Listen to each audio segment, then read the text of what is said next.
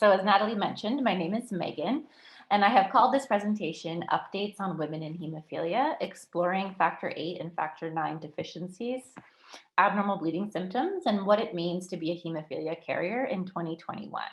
So as Natalie mentioned, we ran a similar presentation last year. So although I will touch on some of the same things, just to make sure it stays a complete presentation, I've added in a number of updates regarding new research on carriers.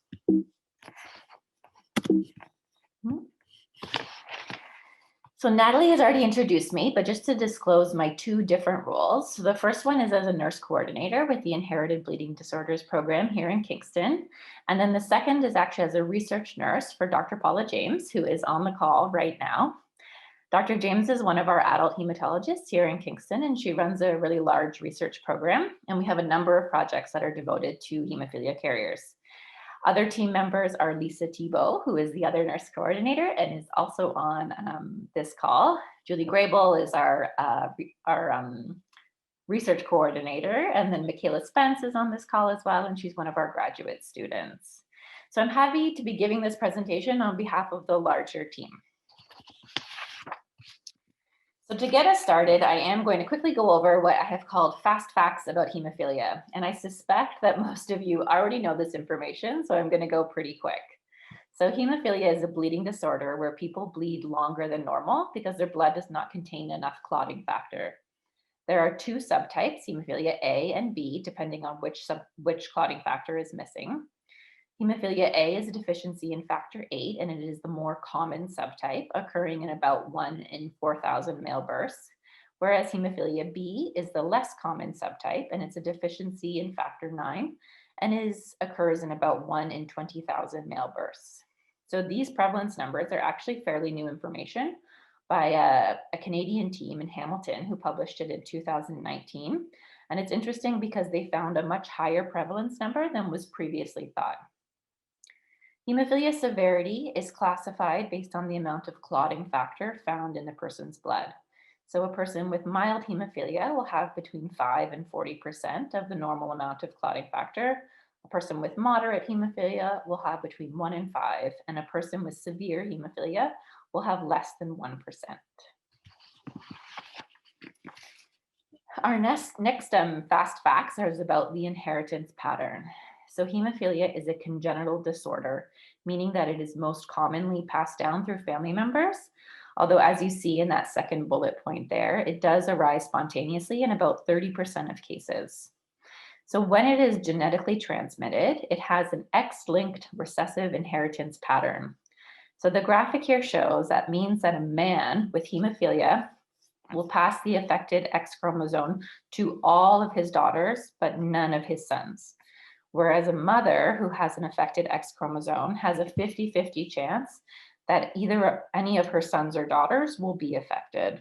Now, a son who is affected will not have a second normal X chromosome because he's going to have a Y, whereas a daughter who's affected will have a second normal X chromosome. And this sort of explains, along with a few other things I won't get into, why we see a more severe disease state in males than we do in females. So how does hemophilia affect women? So I hope some of you will have seen these internet memes about how it started and how it's going. So this is just one of many floating around the internet that I thought it was particularly cute. But the concept is to just show how things used to be and how it's going now. So I wanted to do the same thing with regards to hemophilia carriers.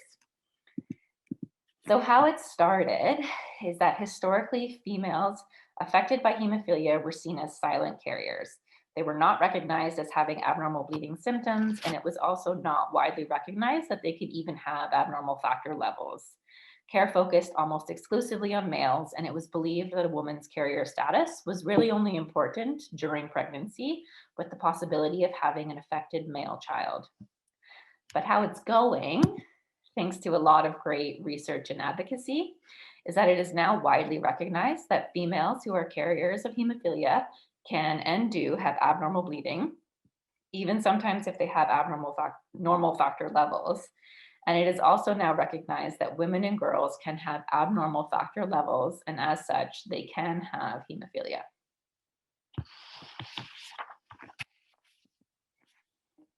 So this brings us to a fairly new way of thinking about women and girls affected by hemophilia. So a very recent publication that just came out in April of this year, and you'll actually see that Dr. James is one of the co-authors. It's this one, which outlines the new words, the new nomenclature that should be used in regards to hemophilia carriers.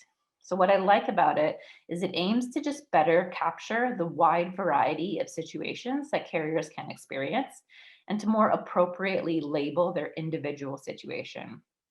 The reality is that no two carriers are the same, and there's a wide range of ways that hemophilia can affect women and girls. So as you see on the left-hand side there, I just put a box around it. The first section is acknowledging that women and girls can have abnormal factor levels, and so they can in fact have hemophilia. Now, these females should be labeled as having hemophilia that corresponds to their factor level. This is almost always mild, but it can be moderate and severe on very rare occasions. Now, it still might feel odd for some women to think of themselves as having hemophilia, but the World Federation of Hemophilia, for example, they clearly state in their most recent carrier document that a woman with an abnormal factor level is no different from a man with the same factor level. She has hemophilia. This update is one that is likely going to take some time to reach the wider population and the wider medical community, but it should replace that historical idea that only men and boys can have hemophilia. Women and girls can have hemophilia too. It's more rare and it's less severe, but they can have it. So then if we move to the right-hand side here, this is for females who have normal factor levels above 40%. And most hemophilia carriers will have factor levels somewhere between 40 and 60. But what this document acknowledges is that even with a normal factor level, women can still experience abnormal bleeding symptoms. So a woman with a normal factor level but abnormal bleeding symptoms would be referred to as a symptomatic hemophilia carrier, whereas a woman with a normal factor level and no bleeding symptoms would be referred to as an asymptomatic hemophilia carrier. Now, this last category does fit with that historical concept of a silent carrier. But what I like about this graphic and the new nomenclature is that it just very clearly shows that the asymptomatic hemophilia carrier is one option and that many other women can and do have abnormal bleeding or abnormal factor levels. This graphic is something that I'm going to refer to a number of times throughout the presentation, so you can kind of take a good look at it there. So how many women are affected by hemophilia? The short answer is that we don't really know. It has been estimated that for every male with hemophilia, there are 4 hemophilia carriers related to him, whether it's mothers, sisters, aunts, grandmothers. Another important estimate is that for every 3 males with a factor VIII deficiency, so hemophilia A, there is a female who also has a factor VIII deficiency, so has mild hemophilia A as well. This is important because we previously thought it was really rare for women to have hemophilia, but as we're learning, there are more women and girls out there than was previously thought. So what's important to note with these estimates, which researchers are quite confident are true, these numbers are not reflected in our international and national hemophilia registries, which means that there are many unidentified women and girls affected by hemophilia, and we need to get a bit better at identifying them. Identification of women affected by hemophilia is important because if we don't recognize the bleeding risk or recognize those abnormal bleeding symptoms earlier, it can just have a negative effect on the health and quality of life of that person, and it can delay access to appropriate care and treatment. For example, we know from research that the women who have the rare, severe, and moderate forms of hemophilia, their age at diagnosis has found to be significantly delayed compared to males, even though they usually develop their first joint hemorrhage around the same age. So how do we determine how a woman is affected by hemophilia? Which of those 5 categories in the new nomenclature graphic does she fit into? So for this, we need to think about testing. And the best way I've seen this explained is by separating the topic of testing into 2 different issues. So the first is genetic transmission. So does the woman possess an altered gene for hemophilia or not? And the second separate question is, what is her individual bleeding risk? And the first time I heard it explained this way, they were very good at highlighting that both of these questions do not necessarily need to be answered at the same time, and they can really be evaluated as two separate issues. For the question of genetic transmission, the gold standard is genetic testing, which has been available since the early 1980s, depending on where you live. For genetic testing, it's important to differentiate between an obligate carrier and a potential carrier. And so for this, we need to think back to that hemophilia inheritance slide. So all daughters of a male with hemophilia will inherit the affected X chromosome. And so they are obligate carriers for whichever type of hemophilia their fathers had. Also, in most circumstances, any mother of a son who has hemophilia would also be an obligate carrier. However, there is those 30% of cases where there's a spontaneous mutation, so that's why it's not always 100% true. But for these obligate carriers, the question of genetic transmission is not really a question, as we already know that they carry the gene. But what we don't know for these carriers is what is their individual bleeding risk. So that second consideration becomes a bit more important. Where in those 5 categories of our graphic do they fall into? Now, for potential carriers, this is someone in whom the carrier status is not known. So the question of genetic transmission is a really big question. This would be any daughter of a known hemophilia carrier who will have a 50-50 chance of inheriting the mutation or not. Or it could be someone who doesn't know their mother's carrier status, but there's a family history of hemophilia on the maternal side in a grandfather or an uncle. So for these women and girls, both testing considerations apply, and they would likely need to have genetic testing at some point in their lives to answer this question of genetic transmission. So then it moves to when should genetic testing for potential carriers be done? Unfortunately, I don't really have a clear-cut answer for this one, as there's a lot of different factors to consider.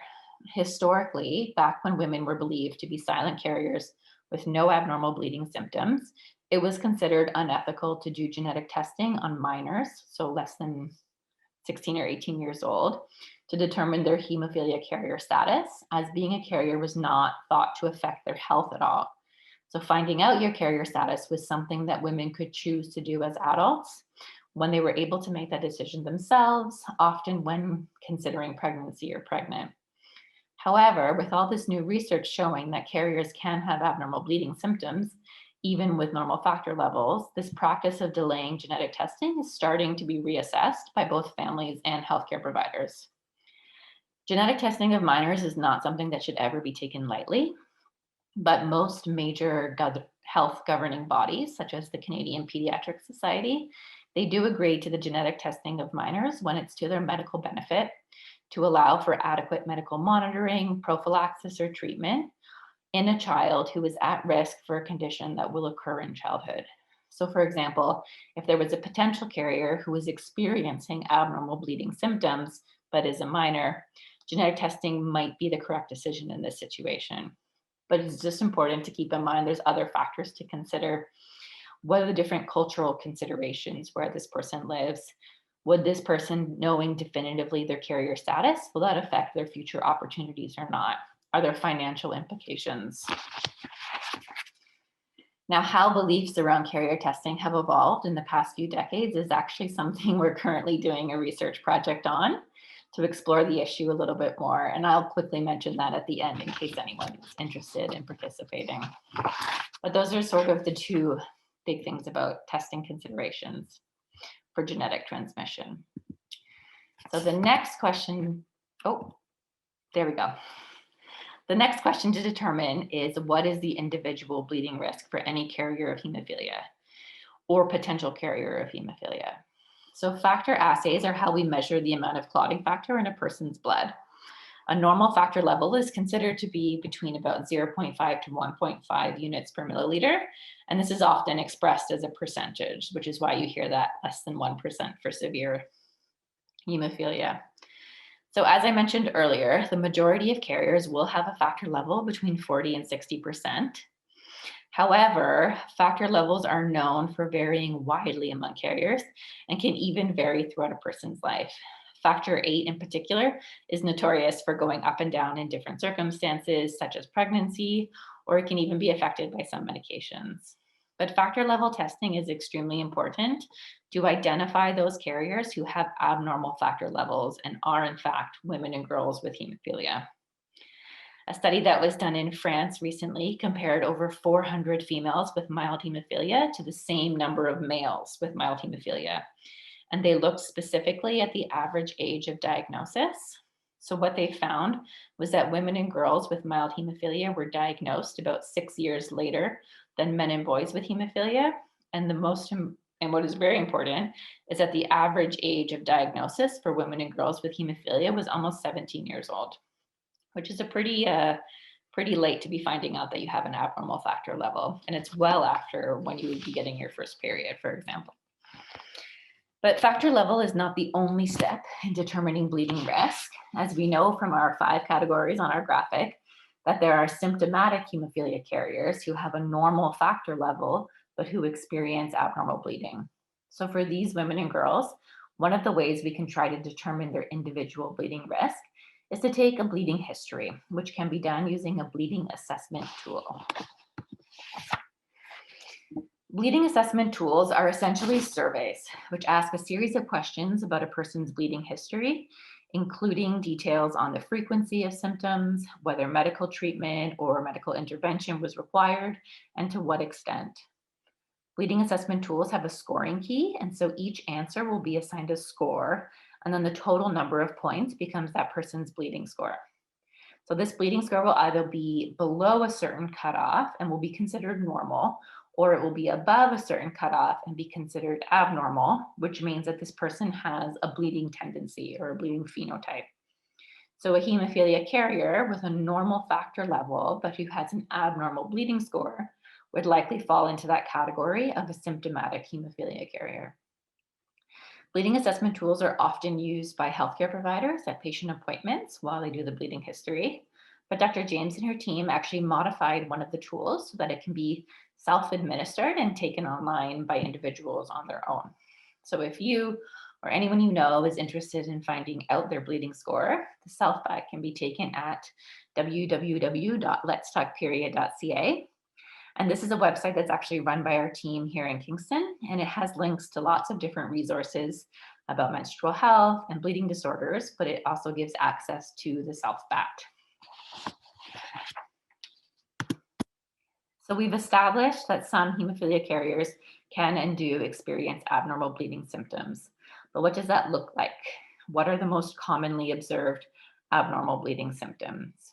So as you see on the slide here, these would be epistaxis, which is nosebleeds, particularly ones that last longer than 15 minutes, excessive bruising, bleeding after procedures, whether that's dental procedures or post-surgical bleeding, postpartum bleeding, which can be immediate or delayed. Oral cavity bleeding isn't actually on this list, but it's bleeding of the gums and teeth, and it is also very common. And there is emerging evidence that hemophilia carriers can experience joint bleeding. So this was reported in a study that found hemophilia carriers to have decreased range of motion in their joints as early as the teenage years. And the researchers found that this was suggestive of some subclinical musculoskeletal bleeding, so little joint bleeds.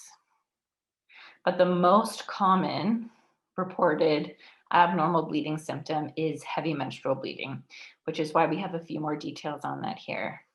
So heavy menstrual bleeding is characterized by things such as a period that lasts longer than 7 days, if protection needs to be changed every hour, if there are clots larger than a quarter, if you're using more than one type of protection, pad or tampon at a time, or if you're soaking the sheets at night.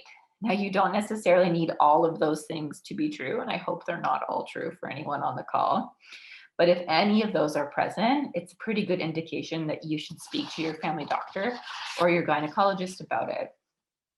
Heavy menstrual bleeding is particularly important because it can lead to a number of things such as iron deficiency anemia, a reduced health-related quality of life, interruptions to work or school, or even hospitalizations and blood transfusions. Iron deficiency, for example, is very important, and it's diagnosed by a low ferritin level, which when accompanied by low hemoglobin becomes iron deficiency anemia. It's a frequent finding in women with heavy menstrual bleeding, particularly those who also have a bleeding disorder. And the most common symptoms are fatigue and decreased concentration. But it's important to know about it because it can be treated with iron supplementation, either oral IV. And many of those symptoms they really improve with proper treatment. Heavy menstrual bleeding is very difficult for all women, but particularly for our young girls, as it can cause isolation from family and friends, missed days from school, avoidance of social events or sporting events for fear of staining clothing. And all of these things can negatively affect the confidence and the self image of the adolescent that's suffering. So it's just important that heavy menstrual bleeding is identified because then it can be treated properly and we can hopefully avoid some of these negative consequences. So, in regards to treatment, we have now clearly established that women affected by hemophilia can have abnormal bleeding. So, what can we do about it? And the good news is that there's actually a lot we can do about it. I'm just going to give a brief overview of three of these different options, but I do want to highlight that all treatment decisions are going to be specific to an individual. And as such, it should be discussed with your healthcare team, as not every treatment is going to be right for everyone. So the first one to highlight is one of our most widely used ones, and it is tranexamic acid, which is an antifibrinolytic agent, which works to prevent breakdown of clots in the mucocutaneous parts of the body, such as the mouth or the uterus. It's useful for both hemophilia A and B, as it works not specifically on either factor 8 or 9, but it works outside that pathway to just help stabilize the blood clot. It's a treatment that can be used in symptomatic hemophilia carriers who have normal factor levels. For example, if you or another carrier experiences excessive bleeding with dental procedures like dental extractions, tranexamic acid can be a great option in that circumstance. The next treatment category is desmopressin, which we often refer to as DDAVP. So this is a synthetic hormone that can be given intravenously in a vein, subcutaneously as an injection under the skin, or even intranasally as a nasal spray. Although unfortunately, right now in Canada, we don't have access to the nasal spray, but we hope it will come back soon. Now, desmopressin does not work in factor 9 deficiencies, so hemophilia B, but it can be useful for women with mild hemophilia A and abnormal factor 8 levels, and even sometimes in symptomatic carriers. A test for responsiveness has to be done, as desmopressin does not work for everybody, but in some circumstances, it can just significantly increase your factor 8 level and activity. And so it was really useful prior to procedures and things like that to prevent any excessive bleeding. So the last treatment option is the clotting factor concentrates, which replace the missing clotting factor, whether it's 8 or 9.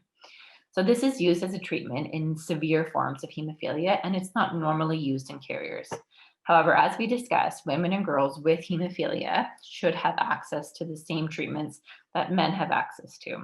So for example, if there was a woman with mild hemophilia B who is having a major surgical procedure, this might be someone in whom factor concentrate is needed beforehand to prevent bleeding. And then our little graphic at the end there is just a last reminder that there are so many different ways hemophilia can affect women. And so it's really important to just speak to your own healthcare team about what would be an appropriate treatment for your individual situation. Now, keeping with the treatment theme, I have a separate slide here devoted to heavy menstrual bleeding, as there's lots of different options. Sometimes a few options need to be tried before finding the right one for an individual. And even then, the treatment plan for heavy menstrual bleeding can really evolve based on the needs of the woman, taking into account things like, is she actively trying to conceive? Is she trying to prevent contraception? Does she want to preserve her future fertility or not? As I mentioned on the other slide, tranexamic acid can be used in heavy menstrual bleeding, sometimes on its own, but often as an add-on to other therapy. But the first line is usually hormone therapy. So this can take many different forms, whether it's the oral contraceptive pills, injectables, implants, dermal patches, IUDs. There are lots of options out there. All of them, in essence, though, aim to reduce both the length and the frequency of menstruation to just reduce the overall flow, quantity of flow overall. There are also surgical options that can be used, but these will affect a woman's ability to conceive. So that will just need to be taken into account. Endometrial ablation is done via the vagina, so it doesn't involve any cutting, but it destroys the lining of the uterus, which is what is normally shed during your period. And so it can greatly reduce or even eliminate menstrual bleeding for a number of years, or sometimes permanently. Then hysterectomy is a surgical procedure where the entire uterus is removed to permanently stop menstrual bleeding. Since there are so many different options, and also because heavy menstrual bleeding can have other causes unrelated to a bleeding disorder, we personally, as a clinic, recommend that all hemophilia carriers with abnormal menstrual bleeding be offered a referral to a gynecologist. And if possible, because there are a few that exist in Canada, including one here in Kingston, this can be done in a women and bleeding disorders clinic where both hematology and gynecology work together to care for patients. So an important issue for many hemophilia carriers are the different considerations around pregnancy, childbirth, and postpartum. There's lots and lots that can be said on this topic. So I really would encourage any person who is listening to this and is a carrier and is pregnant or considering pregnancy to reach out to their local hemophilia treatment center for a more detailed conversation about this topic. But we'll go over it quickly right now. A mother who is a carrier and is pregnant is recommended that she be seen by an obstetrician, ideally in conjunction with a hematologist, in order to provide the best care. So during pregnancy, factor VIII levels will rise significantly most of the time, which does reduce the risk of bleeding during pregnancy and childbirth, but we do not see the same thing with factor IX levels. The factor level a woman reaches in her third trimester will have implications for the delivery plan, but it should be noted that after delivery, the factor levels will go back down to their pre-pregnancy levels, which puts all women affected by hemophilia at an increased risk for postpartum hemorrhage, whether immediate or delayed. Carriers should be advised to contact their healthcare team if they have excessive bleeding postpartum. And in some cases, postpartum bleeding can be treated prophylactically as a preventative measure, sometimes using something like tranexamic acid. In regard to the child, parents can be offered genetic counseling in advance of a planned pregnancy if possible, just about the likelihood of having an affected child and what the implications are. There are some conception options that can be discussed at that time if the family is interested, things like IVF with pre-implantation diagnosis, egg donation, sperm sorting, etc.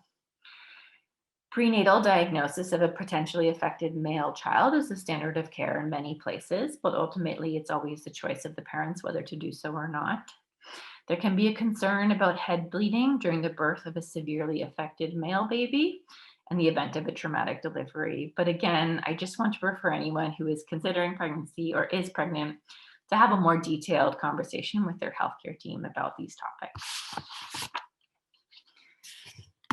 So where should women affected by hemophilia be cared for? The answer to this is going to depend on where in those 5 categories of our graphic the individual falls into. But the primary healthcare provider should always be a part of the team, as there are many things that they can help treat, such as abnormal menstrual bleeding or iron deficiency, especially if there's already a treatment plan in place for that abnormal menstrual bleeding. We do recommend, though, that all hemophilia carriers, regardless of which of the 5 categories you fall into, connect with their local hemophilia treatment center. And whether or not you're followed there on a regular basis will again depend on things like if you're having abnormal symptoms, are you a woman and girl with hemophilia, etc. All carriers should connect with an HTC prior or during pregnancy as well. And then if it exists in your clinic, women and bleeding disorder clinics are a great way to care for women affected by hemophilia who also have gynecological concerns. So this is where hematology and gynecology see the patients together in order to just provide the best possible care. So one of the things we've added to this presentation is just a quick overview of some of the places that you can find resources as a hemophilia carrier. So the first one I'm going to highlight is our very own Canadian Hemophilia Society, and I'm going to go a little bit fast because I think most people on this call will already be familiar with it. So the first spot to find info is just in the bleeding disorders heading. They have a whole section devoted to women and bleeding disorders. This isn't exclusive to hemophilia, as it includes other disorders such as von Willebrand's disease, but many of the symptoms and treatments are the same, and there's a lot of helpful information. So, for example, there is a segment on treatment options available, many of which is exactly the same as what I just told you, but it's just a good place to find extra information if that's what you're looking for. The Canadian Hemophilia Society also has a print catalog with PDF resources available for download. So one is specific to carriers, and it's called All About Carriers. And the second is, again, about women and bleeding disorders in general, but there's lots of stuff that applies to carriers. They are getting a little bit old. They're from 2003 and 2007. So some of the terminology and updates I've just mentioned won't necessarily be in there. But depending on where you're coming from, there's a lot of great information. And then the last CHS resource to highlight is actually a conference. Now, some of you may have already attended or heard about it, but it's called Code Rouge, and it was held online this past September. So this is a conference that is specific to women and bleeding disorders, and there's always lots of great presenters and a lot of good, very updated information. So they'll actually be posting videos of this year's session on YouTube. So I would recommend you check that out if you didn't already attend. There's a really interesting talk about iron deficiency and the pros and cons of oral versus IV therapy, which is definitely worth your while. The next place to find resources is the World Federation of Hemophilia. And they have an enormous amount, almost too many. But if you ever need resources in different languages, it's a great place to start. So if you go into their e-learning center, you see they have a whole section devoted to carriers and women with hemophilia. And you'll find both an information section and a resources section. So the information section is a lot like an FAQ, and it covers a lot of the topics I've talked about today, including the treatment of bleeding, and it's very updated. In the resources section, there's a whole bunch of videos, and one of the ones you'll find is this one called Women and Girls with Hemophilia. And it's from the WFH Virtual Summit in 2020. And it's an excellent video. And in it, they discuss that study from France, where they found that women and girls with mild hemophilia were diagnosed about 6 years later than men. It's just a really great talk and like very updated, especially for anyone who is a carrier and has abnormal factor levels. But there's so many resources depending on what you're looking for. The last set of resources to cover is actually the Let's Talk Period website, which is operated by us here in Kingston. So it gives access to the SouthStat, as I mentioned, but there's lots of other resources as well. So there are resources specific to menstrual bleeding, covering what's normal and abnormal. There is a really great toolkit designed for teachers that covers bleeding disorders and abnormal menstrual bleeding. And it includes things like a lesson plan for teachers who are giving health courses, just so that they can help increase awareness as to what is normal, what is abnormal, things like that. There's a lot of great resources for nurses to use with bleeding disorder patients. And there was a really great new reference guide for primary care providers all about bleeding disorders in women. And then coming very soon, there's going to be resources for hemophilia carriers. So I've actually used some of the graphics in this presentation, and I have a little sneak peek up on the screen now. So those will be up there pretty quickly. So the hemophilia carrier specific resources I just previewed were something that we developed as part of a research project last year. And so we held 2 different virtual focus groups with 11 hemophilia carriers total who also completed a short survey. Now, we covered lots of different issues related to carriers with the aim to discover what the current challenges and knowledge gaps are for carriers today and what type of information would they like more of. In the surveys, we asked carriers if they felt there were enough resources out there and if it was easy to find information, and the majority of carriers said no to both questions. We also asked carriers which topics they wanted more information on, and the top 3 were variations in bleeding tendencies, treatment options, and testing considerations. So these were all things that I took into consideration for this presentation and in making our hemophilia carrier specific resources. But one of the most insightful parts of that research project really came from the focus group discussions, where carriers identified as a whole 4 main challenges and knowledge gaps from their experiences. So this is a pretty text heavy slide, but I'm just going to go through each section because I think it's very interesting and important for everyone to know. So the first general topic that was discussed was the psychosocial impacts of abnormal bleeding, which included things like increased anxiety, low self-esteem, missed opportunities and experiences. And so what's important to note is that these negative impacts increased when symptoms went untreated or unrecognized. And subsequently, the negative impacts usually improved when the symptoms were properly treated and the symptoms improved as well. Carriers who knew their carrier status and were connected with a hemophilia treatment center from a young age, they often described less of these negative psychosocial impacts, and they felt it was due to the fact that their abnormal bleeding symptoms were promptly recognized and treated. For each category, I've chosen just one participant quote to kind of sum up the experience a little bit. And the quote for this one is, "When I had my period throughout my teens and experienced symptoms, there was nothing about being a symptomatic carrier. I sort of suffered in silence, and those things at school, anxiety, self-esteem, were all certainly affected." This just highlighted to us as healthcare providers the importance of early recognition of abnormal bleeding symptoms so that women and girls aren't suffering in silence on their own. The next category were the difficulties that carriers faced in determining symptom significance, always questioning and feeling unsure as to whether a given symptom was normal or not, and whether it would be appropriate to seek treatment. The participant quote says, "Even now, treatment guidelines for women with bleeding disorders are very vague. It's still very vague. Should we be using tranexamic acid or desmopressin? Moving forward, I'd like to see some consistency around when I should treat myself." So carriers described a tendency to underestimate the severity of their bleeding, which led to delays in seeking care and receiving treatment, and more of that suffering in silence. For some carriers, this hesitancy was because of previous negative experiences where their bleeding symptoms were dismissed by healthcare providers, and so they felt that seeking care was pointless. This was true even for carriers who had abnormal factor 8 and factor 9 levels and who have mild hemophilia. And then after a given symptom was treated or a management plan was created, carriers expressed both relief and frustration. They felt relief that now the symptom was being treated, but they felt frustrated that they had not sought care earlier and instead had suffered in silence. The third major category that was brought up kind of follows those negative experiences that carriers described. And it was this constant need to self advocate and not always feeling like they had the knowledge or the resources to do that. Participants described encounters with healthcare providers who were not aware or did not believe that hemophilia carriers could have abnormal bleeding or even abnormal factor levels.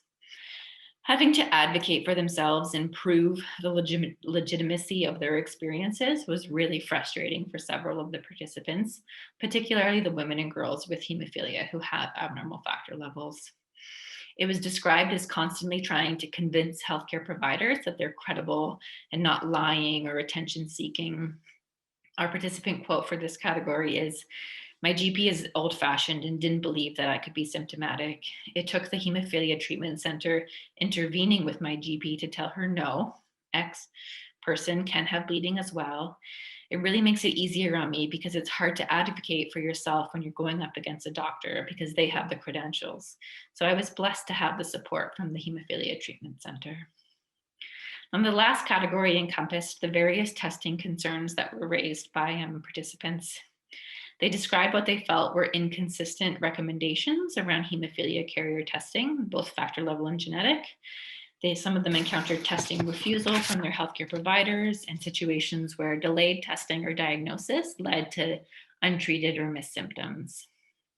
Participants who had learned their carrier status at a young age felt that growing up with this knowledge was beneficial to them, both because it led to more prompt symptom recognition and treatment, but also because they were able to gradually incorporate the knowledge and implications into their sense of self.